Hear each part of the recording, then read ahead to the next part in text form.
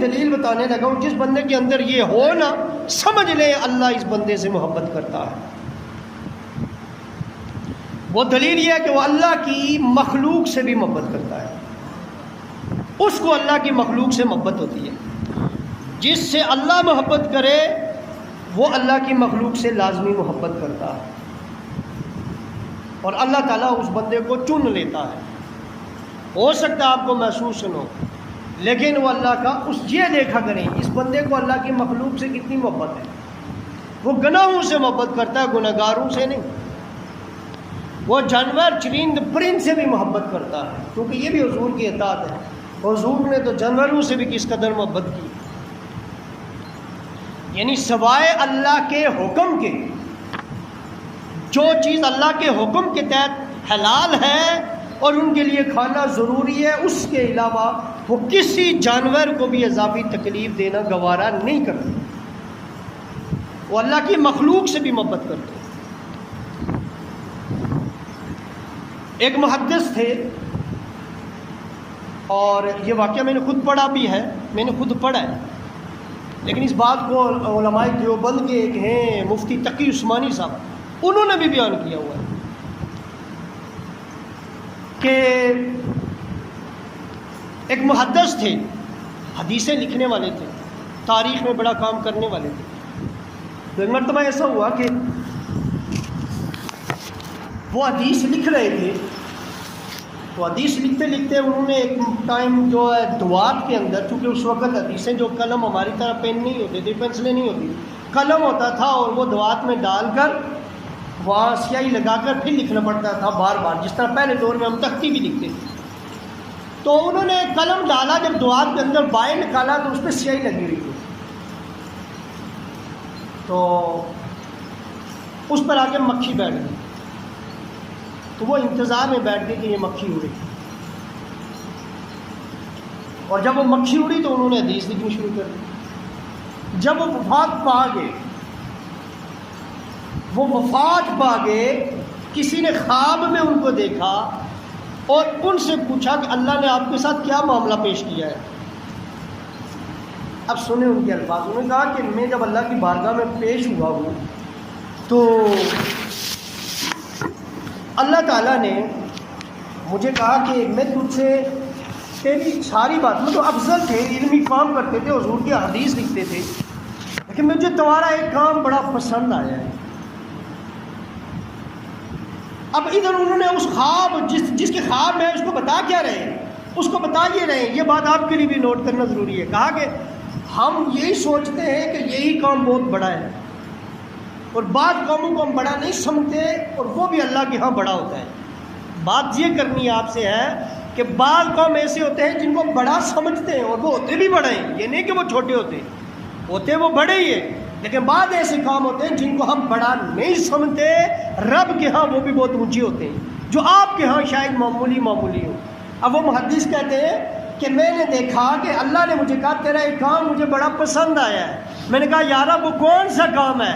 کہا کہ جب تو نے ایک مرتبہ سیاہی لگانے کے لیے اپنی قلم دوات میں ڈالی تھی، بائیں نکالی تھی، اس پر سیاہی لگی ہوئی تھی، ایک مکھی آئی پیاسی چوسنے کے لیے، تو نے محض میری رضا کی خاطر کہ یہ اللہ کی مخلوق ہے، الفاظ یہ کہ اللہ کی مخلوق ہے، یعنی اور کسی غرض سے نہیں، اللہ کی محبت میں کہ یہ اللہ کی مخلوق ہے، تو نے حدیث لکھنا چھوڑ دیا کچھ دیر کے لیے، اور مکھی کو وہ سیاہی چوسنے دی۔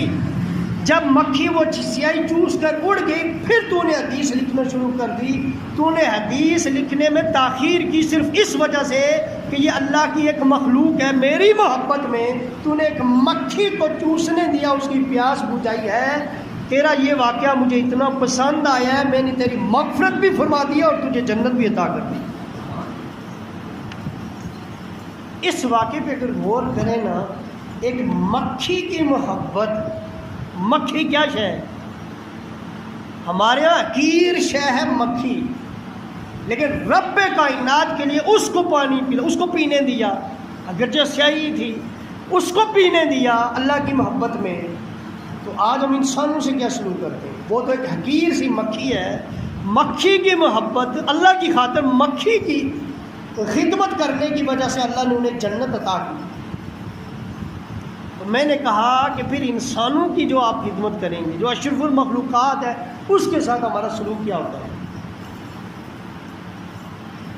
ہماری برداشت سے باہر ہوتا ہے. رمضان میں روزہ کھولتے وقت اس وقت ہی آپ دیکھ رہے ہیں ہماری کس وقت تیش میں ہم ہوتے ہیں. اس کے علاوہ رمضان کو چھوڑ دیں، کہیں پیاس لگی ہو، کہیں کولر لگا ہو بازار میں، کولر پہ بیٹھیں، کوئی اور بھی پانی کے لیے بیٹھے، تو ہماری تو کوشش یہ ہوتی ہے کہ ہم پہلے پی لیں.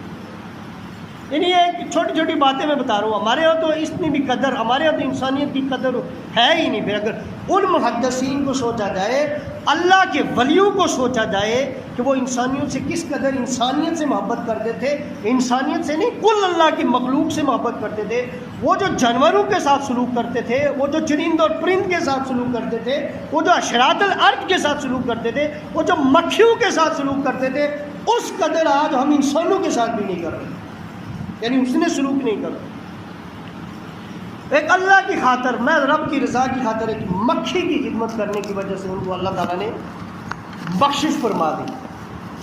اسی طرح امام بخاری نے لکھا ہے، یہ حدیث ہے کہ ایک تاجر تھا، ایک تاجر، تو وہ لوگوں کو سہولتیں دیا کرتا تھا. اس کا کوئی نیک کام نہیں تھی، اس کو کوئی اچھا کام نہیں تھا. وہ جو تاجر تھا اس کی کوئی نیکی نہیں تھی سوائے اس کے کہ لوگوں کو سہولت دیتا تھا ادھار میں اور نرمی کیا کرتا تھا. تو جب فوت ہوا، اللہ کی بارگاہ میں پیش ہوا، تو اللہ تعالیٰ نے